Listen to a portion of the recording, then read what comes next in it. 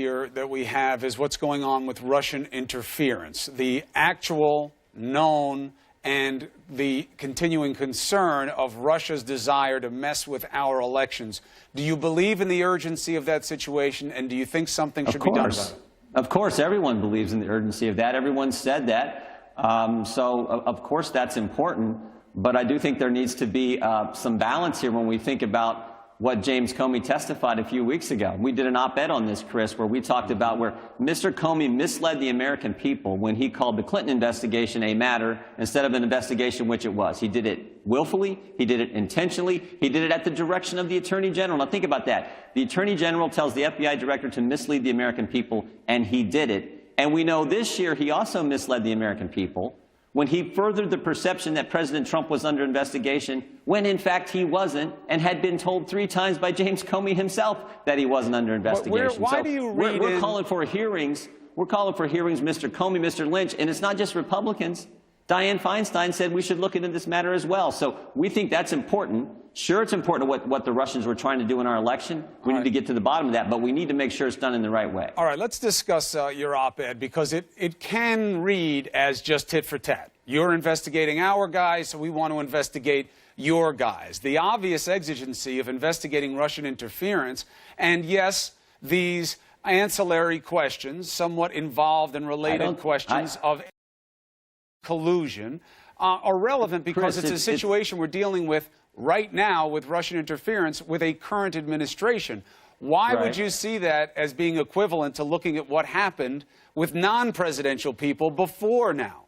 All I'm saying is let's investigate the investigators, not just me. Even Democrat Senator Feinstein said we should look into it. Remember, after James Comey did that... She did not suggest the urgency that you are. She didn't say we should put it on equal footing with everything we're doing about Russia. You don't think it's important to understand why the Justice Department misled the American people, and then why that same individual, when he was fired, decided he was going to leak a government memo through a friend to the New York Times with the stated goal, he said this under oath, with the stated objective to create momentum for a special counsel, and not just any special counsel, but his good friend, his mentor, and his predecessor, Bob Mueller? You don't think that's important to get to the bottom of all that? Listen, I smell what you're cooking here, Congressman. We both know it's not up for me to decide what gets investigated or not, but there are a lot of fact assumptions in your argument that we should discuss. One, this is what James Comey testified to, Well, Chris. but you're implying intent in what he testified to. You say that he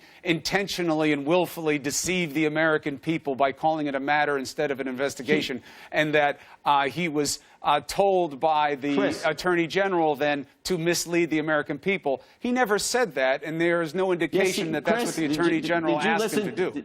Did you listen to his testimony? Every word. Call it a matter, not an investigation. Yes. He said, should we really do that? And he said he didn't like that she asked him to do that. But he might have said that, and he testified that he said that. But what did he do?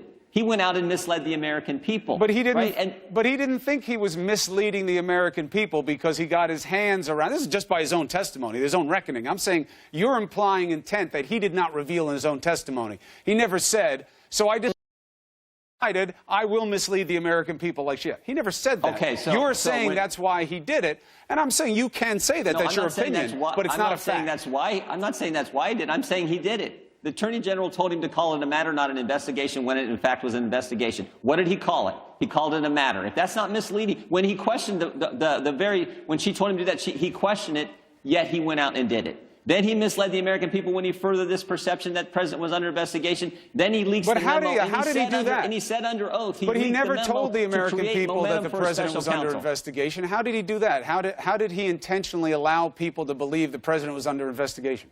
Because 3 times he had told the president he wasn't under investigation, and that yet he won't clear that up and tell the American people that in fact was the case. He furthers that perception. Why would he leaks a memo when he gets fired to protect himself. Wait, but Congressman, hold on a second. Why would he go out and tell the American people that the president's not under investigation? Just because the president asked him to? No, maybe because it was the truth, Chris. All I'm saying is, why not just be truthful? That the president was under investigation? He wasn't truthful in either situation. He gets fired, and now it's like, oh, because James Comey got fired, because someone in the Justice Department is so critical, we got to have a special counsel to get to the bottom of all this. Where was the special counsel in the IRS targeting investigation? Republicans were in favor of this special counsel. Republicans praised Bob Mueller, who's a registered Republican, by the way. You seem to forget that fact.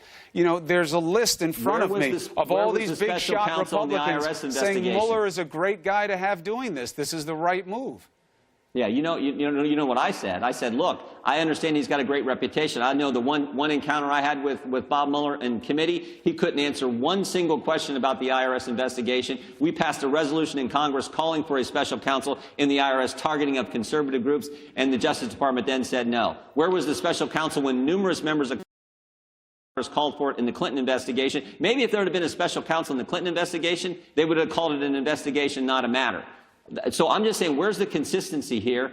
That's what we point out in our op-ed. And then, of course, who are the people that Bob Mueller has hired? All Democrats, all big contributors to presidential candidates who run on the Democrat side. They're not all Democrats. James Quarles, Jeannie Ray representing Clinton and the Clinton Foundation. Listen, I get your opinion, but here are the facts.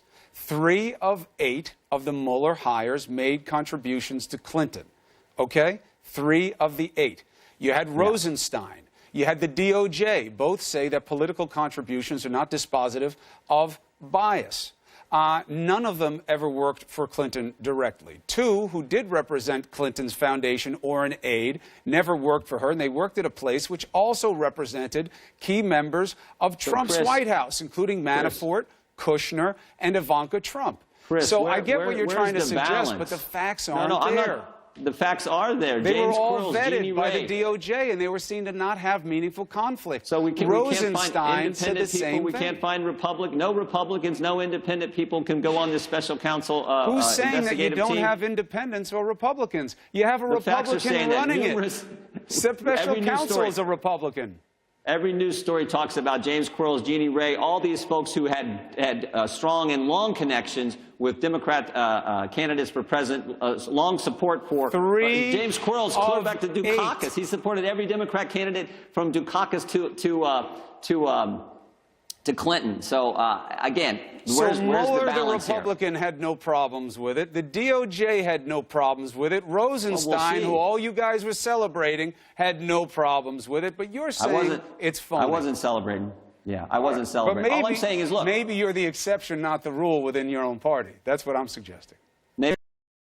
Maybe that's why we need to have hearings. That's why we've called for him to look at what James Comey did, unprecedented what he did, and the idea that the Attorney General can tell the FBI director not to be square with the American people. I don't think the American people appreciate that. And that's not supposed to be how there. You're assuming an intentionality, and maybe that would be something. I'm not assuming anything, Chris. She told him to call it to portray it in a certain manner. And you're saying that she wanted him to call it that because she wanted to deceive the American people. That's not known. Maybe it should be asked about. Maybe it should be probed. That's your call. Chris, come on. That's your call. So I have to know. What other reason would there be? I have to hear it from her. That's how it works. That's why you would ask her the questions. I'm not saying that you shouldn't, but I'm saying we'd have to hear it the same lady who met with Bill Clinton on the tarmac tells the FBI director not to call it an investigation, that's suspicious as well. well. There's no intent there. That's suspicious as well. I'm just saying we're dealing with the here and now with Russia. You're dealing with the back then. I'm not sure that there's equal relevance, but that's your case to make. You make it well in the op-ed.